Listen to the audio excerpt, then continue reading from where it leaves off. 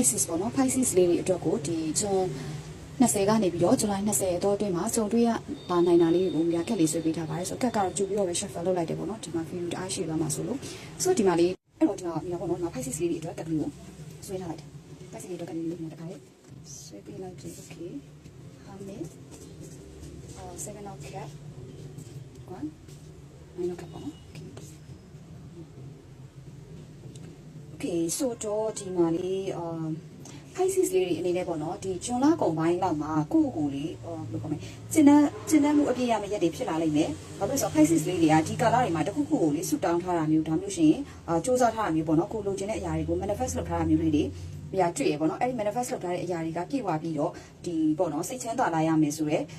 ဒီ energy ကာလကိုမြင်နေပေါ့နော်နောက်ကကြာကို့မှာလေးရွေးချယ်စရာကြီးလည်းအရင်များနေတယ်နော်ကိုကအလုပ်တစ်ခုလျှောက်ထားတာကိုလျှောက်ထားတဲ့အလုပ်အပြင်မှာနောက်တစ်ချက်ကိုအလုပ်ဒီကန်းလာမျိုးကိုလျှောက်တဲ့အလုပ်ပြင်နောက်ထပ်တကယ်ချင်းတယောက်ကထပ်ပြီးတော့တခြားအလုပ်တစ်ခုကိုထပ်ပြီးတော့ကောင်းနေဆိုကိုအကြံပေးလာတာမျိုးအဲ့လိုမျိုးလေးတွေဆိုတာလေးကိုမြင်ရတယ်ပေါ့နော်ဆိုတော့ကိုယ့်ရဲ့ရှိမှာခွင့်လန်းလေးရွေးချယ်စရာကြီးအများကြီးပေါ်လာတတ်တယ်အဲ့တော့တစ်ခု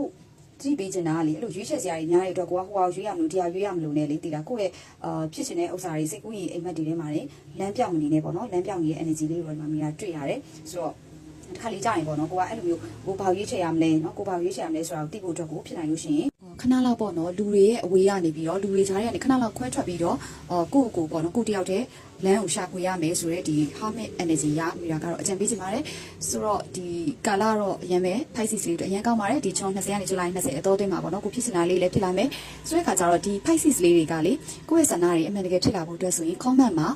Pisces magic လို့ရေးခဲ့ကြပါအောင်ရှင်